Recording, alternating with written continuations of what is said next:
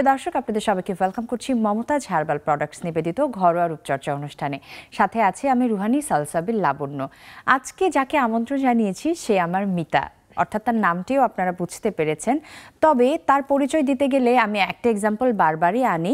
নাচ এবং গান এ দুটো বিষয় একই সাথে প্রফেশনালি করছে, এরকম এক্সাম্পল একটিই আছে, তার নাম ইয়াসমিন লাবণ্য।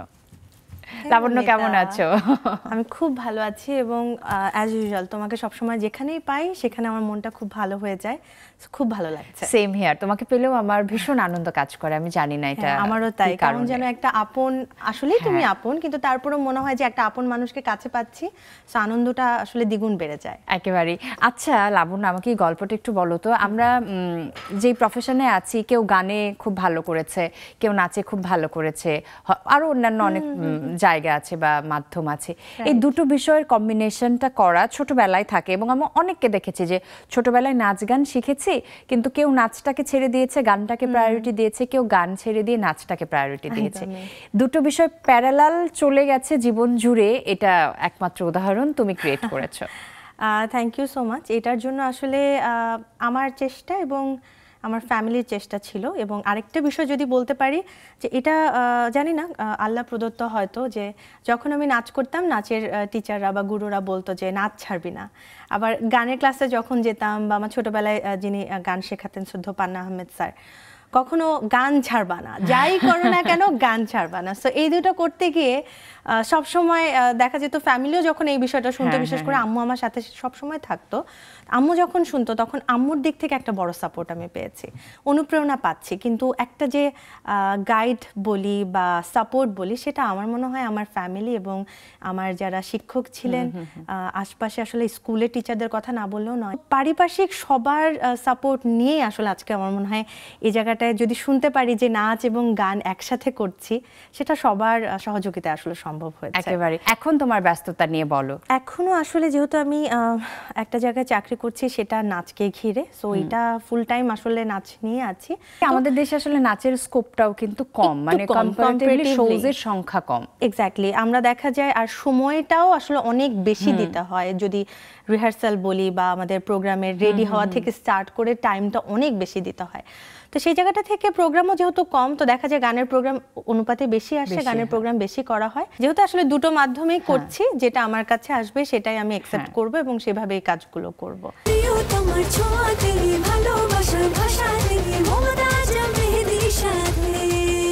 মমতাজ মেহেদি, প্রিয়জন প্রিয়তমার মেহেদি। আচ্ছা লাবণ্য, এত ব্যস্ততার ভিড়ে তুমি নিজেকে কিভাবে যত্নে রাখো, ভালো রাখো, আমাদের একটু শেখাবে?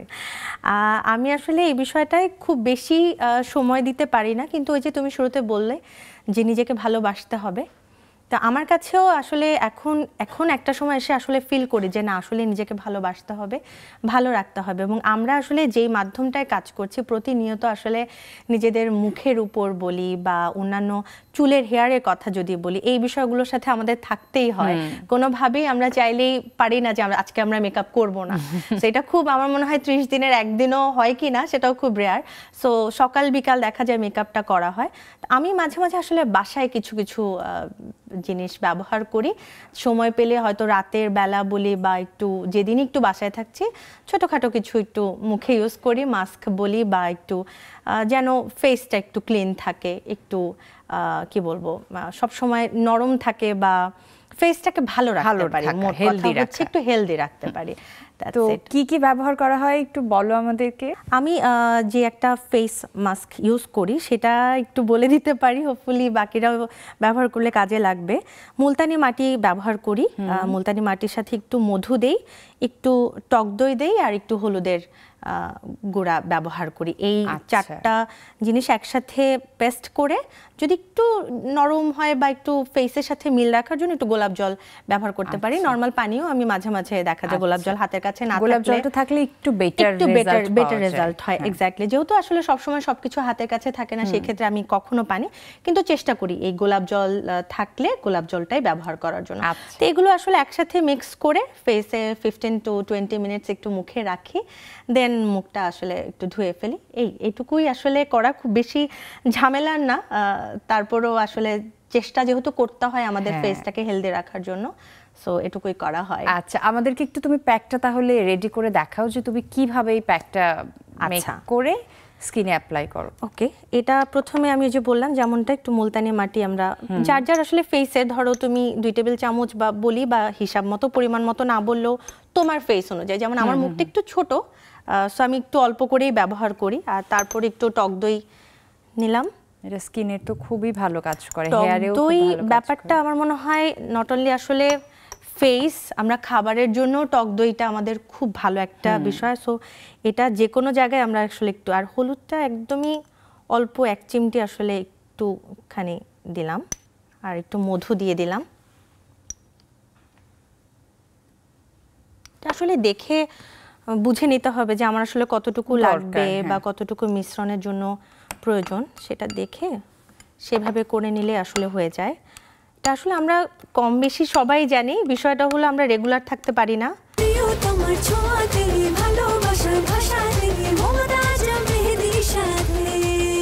মমতাজ মেহেদি, প্রিয়জন প্রিয়তমার মেহেদি। আমার এটা মোটামুটি ঠিকই আছে, সো আমি হয়তো খুব বেশি গোলাপ জল ব্যবহার করব না। তারপরেও ফেসে দেওয়ার পরে যদি মনে হয় যে একটু মিশ্রণটা ঘন হয়ে গেছে, তখন হয়তো আমরা গোলাপ জলটা অ্যাড করে এটা নিতে পারবো। অ্যাপ্লিকেশনের আগে তো তুমি স্কিনটাকে ক্লিন করে নাও। একদমই তাই, ফেসটাকে ধুয়ে ফেস ওয়াশ দিয়ে ধুয়ে নিলে আরো ভালো। ফেস ওয়াশ দিয়ে আমি যেটা করি আসলে একটু ফেস ওয়াশ দিয়ে ধুয়ে মুখটা মুছে একটু ড্রাই করে নেই, দেন শুকানোর পরে এই পেস্টটা ইউজ করি। আচ্ছা, কতক্ষণ রাখো অ্যাপ্লাই করে? আমার ইউজুয়ালি যদি টাইমটা একটা আইডিয়া দেই তাহলে 15 to 20 মিনিটস, কিন্তু এমনি হয় কি ড্রাই হতে থাকে, সো ওটা বোঝা যায়। সো তো আমি চেষ্টা করি যখন একটু ড্রাইটা হয়ে আসে, শুকিয়ে যায়, তখন গিয়ে ওয়াশ করে আসি। তারপরে কি কোনো টোনার বা কি? হ্যাঁ, একটু তো ময়শ্চারাইজার ইউজ করি আমি। ময়শ্চারাইজারটা খুব বেশি, আমি মানে আমার হাতের কাছে বলেও যদি সব থেকে কোনটা বেশি থাকে ময়শ্চারাইজারটা, সেটা হাতে হোক বা মুখে হোক, হয়তো একটু টোনার দিলাম, একটু ময়শ্চারাইজার দিলাম, এই তো এভাবেই। আচ্ছা, তোমার জন্য আমার একটা ম্যাজিক্যাল সলিউশন আছে। ওকে, সেই সলিউশনটা হচ্ছে যে তুমি বলছিলে না যে হাতের কাছে থাকে না, একটু মানে সবকিছু জোগাড় করে একটু ক্রিয়েট করতে হয়, তো সেই জায়গা থেকে এরকম প্রাকৃতিক রেজাল্ট পাবো আমরা।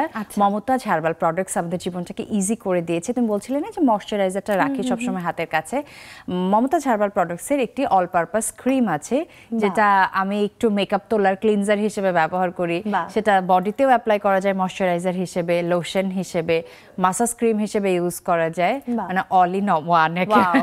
That's great. আসলে তো তুমি তোমার ফ্লেভার যেটা পছন্দ, হানি রোজ আছে, অ্যালোভেরা আছে, চারকোল আছে, যার যেটা পছন্দ সে তার মতো করে সিলেক্ট করে নিতে পারে। মনে হয় তোমাকে একটা ইজি সলিউশন বলে দিলাম। একদমই তাই, একদমই তাই। এবং মমতাজের কিছু প্রোডাক্ট আমার বাসায়ও আছে, আমি সময় সুযোগ পেলে আসলে ব্যবহার করি, এবং এটা পেলে তো এখন আরো ভালো লাগাটা বেড়ে যাবে, কারণ ওই যে সবসময় তো হাতের কাছে থাকে না সবকিছু, তো এটা একটা ভালো সমাধান। Thank you so much. তোমাকে অনেক ধন্যবাদ, তোমাকে আমি খুবই পছন্দ করি আর তোমার সাথে সময় কাটাতে আমার দারুণ লাগে। তুমি এসছো আমার সেটে, তোমাকে গিফট দেব না তাই কি হয়? দেখে খুব ভালো লাগছে, মিতার কাছ থেকে গিফট নিতে তো আরো ভালো লাগে। মমতাজ হার্বাল প্রোডাক্টস এর পক্ষ থেকে তোমার জন্য একটা gift hamper. Thank you so much Mita, অনেক ভালো লাগলো। মমতাজকে অনেক অনেক কৃতজ্ঞতা যে আমাদেরকে নিয়ে ভাবছে আসলে। সো আমার এই গিফটটা পেয়ে আসলে খুব ভালো লাগলো, এবং নেক্সাস টেলিভিশনকে অনেক অনেক ধন্যবাদ আমাকে আমন্ত্রণ জানানোর জন্য। খুব ভালো থেকো মিতা, নিশ্চয়ই আগামীতে আবারও দেখা হবে। একদমই তাই, তুমিও খুব ভালো থেকো। প্রিয় দর্শক, এই ছিল আমাদের আজকের মমতাজ হার্বাল প্রোডাক্টস নিবেদিত ঘরোয়া রূপচর্চা। আশা করছি আপনাদের আজকের আয়োজনটিও ভালো লেগেছে। আগামীকাল নেক্সাস টেলিভিশনের পর্দায় সেম টাইমে আবারও দেখা হচ্ছে। আজকের মতো আমি রুহানি সালসাবিল লাবণ্য বিদায় নিয়ে নিচ্ছি। নিজের যত্ন করতে ভুলবেন না কিন্তু।